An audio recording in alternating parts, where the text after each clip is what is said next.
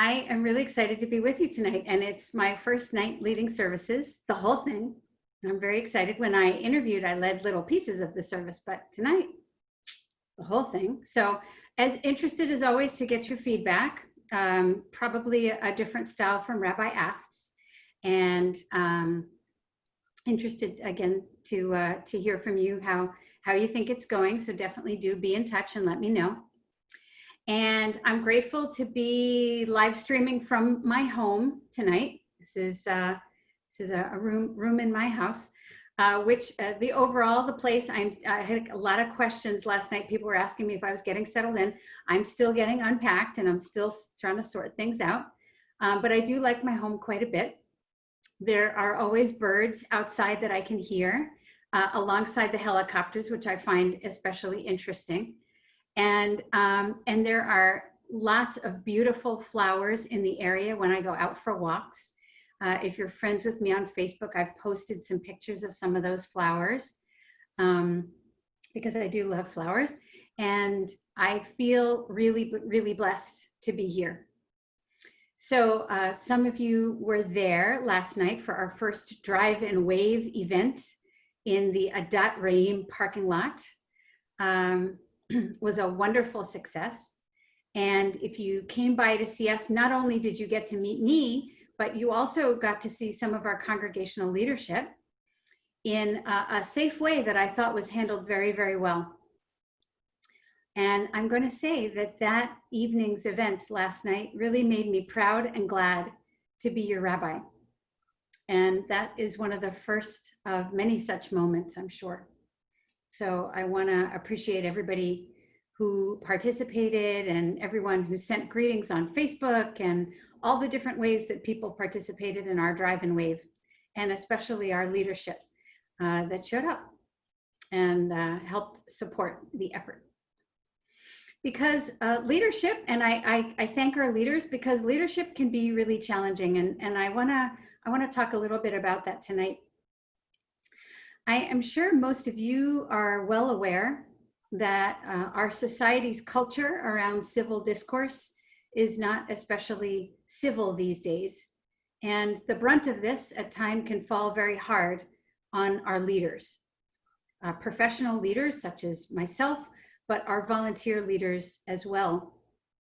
And on the one hand, you will have our president's tweets, for example, that come in all caps and loaded with exclamation points, usually the most intense ones of the bunch, criticizing someone that he sees as having done some wrong. And on the other hand, we also have boycott and divestment campaigns that come from the left. Just this week, for example, there was, I don't know if you were aware, there was a national social media boycott campaign launched against Goya Foods. Did anybody hear of that? Yeah, some people shaking their heads. People who were vowing to never to buy another bean from Goya, solely because the owner had voiced some support for President Trump. There is a term and a name that has been given to this phenomenon, and it's called cancel culture. I don't know if anybody's ever heard of that term, cancel culture. Yes, no, maybe. Some people, yes, I'm seeing some head shaking. Okay, it's called cancel culture. And the idea is that if you say something that is perceived as wrong or offensive to a marginalized group, that you get called out for it and you get canceled.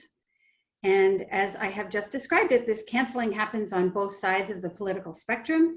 And it is my personal observation that it does seem to be getting worse with time, and more intense and more polarized, and that the stakes seem to be rising somewhat for our leadership.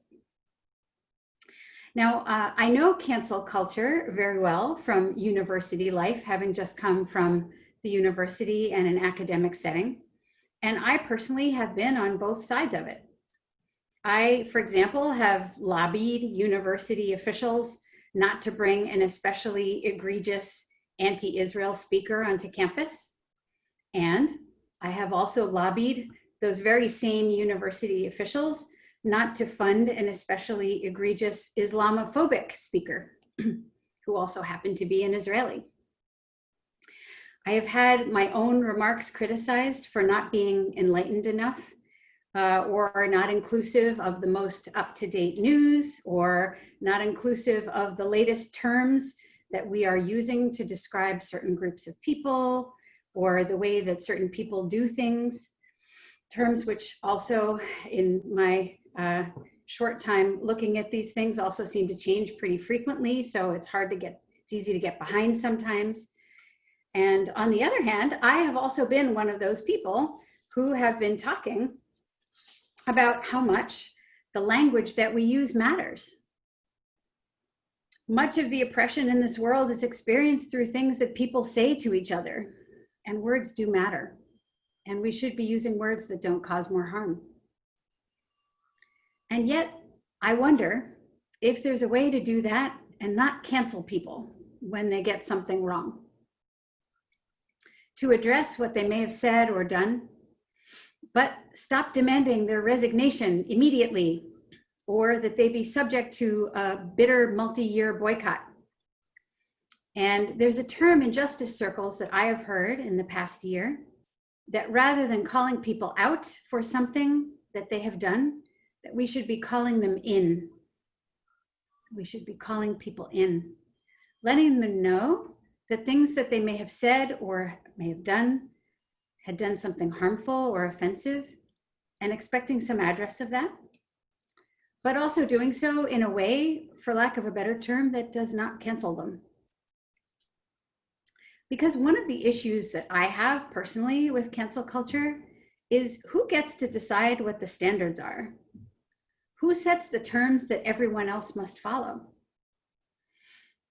Sometimes it's the loudest person or the brashest person or the one who's the most media savvy or the one who's the best writer on social media or the fastest one to reply to something, who's most likely to be heard, who's most likely to set standards that everybody else seems to fall into place after that. But it may turn out that that person who's the loudest, the brashest, the most media savvy, etc., may also be missing some points and may have a limited perspective, because we're all human and we all miss things, and that's just part of who we are. Just this week, there were dozens of performers and academics and authors and artists, pop culture figures and journalists, including a number of Jews, who signed on to a letter called A Letter on Justice and Open Debate. It was already published online, but it will be printed in the October issue of Harper's Magazine, and I'm not sure how that works, that something gets published in July for October, but anyway, there you are, just to make sure that the reference was accurate. The letter says the following: this atmosphere, this stifling atmosphere of cancel culture, will ultimately harm the most vital causes of our time. The restriction of debate, whether by a repressive government or an intolerant society, it invariably hurts those who lack power and makes everyone less capable of democratic participation. The way to defeat bad ideas is by exposure, argument, and persuasion, not by trying to silence or wish them away. We refuse any false choice between justice and freedom, which cannot exist without each other.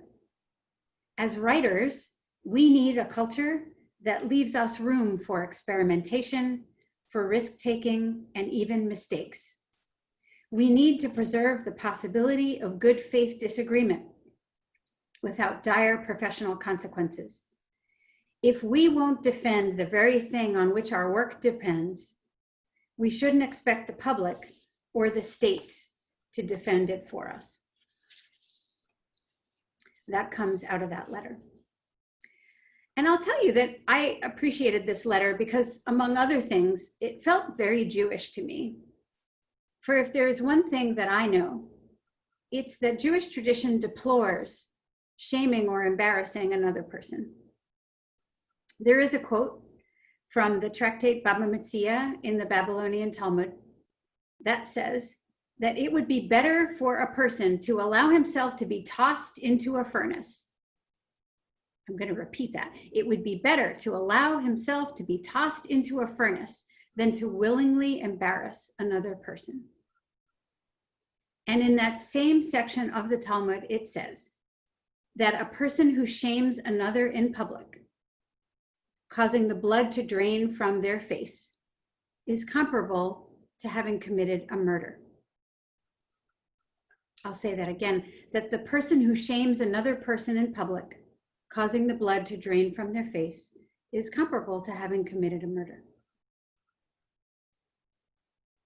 And so we know that in Jewish tradition, we care. We debate very vigorously. And that's something that I know from my earliest days. But we also show respect. And so I wonder, how do we strike that balance between striving intentionally together for a better world for all, offering some correction, some sense of adjustment where it's appropriate, but not actually trampling other people in the process? Especially when it is our leadership, many of whom are sticking their necks out to help lead us forward. How do we balance justice and freedom? It can be tricky sometimes, but I do believe that this balance is possible, especially if we hold it over time. And I personally work hard each day at striking that balance in the way that I speak and the ways that I treat people. Like every other human on the planet, we all make mistakes, and sometimes we go too far in one direction or the other. If we hope to really be able to learn and to grow, there needs to be more room created for us to find our way, to make mistakes, and to learn from those mistakes, and to do so in an environment that still encourages us to do better, to be better. I don't know how many letters from famous authors and writers it may take to see this take root in society at large, or how many sermons you may wind up having to hear from me in the subject. Hopefully not that many. And my blessing is that we each think about how we can remember to hold others more generously when they make mistakes, especially inadvertent ones. How we can appreciate and hold our leaders, even if they may say some things that we may not necessarily agree with.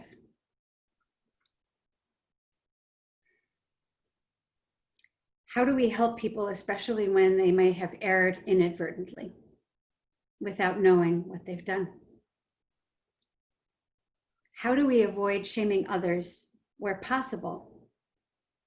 How do we remember that the Holy Spark exists in all humans, especially when we can see that those people may be making an effort to do better and to be better? I come with a lot of questions tonight, and I hope that these provide some thought for us, something to bring into our Shabbat, something to bring into our week ahead, something to think about. I'm always here if you want to talk about these things, either after the service or at another time.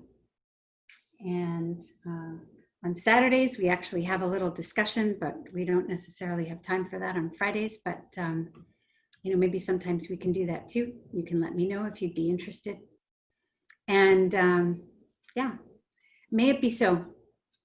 May this be a blessing for us, the questions that we hold, the opinions that we hold, the ways that we look at each other, the ways that we may judge each other, the ways that we treat each other.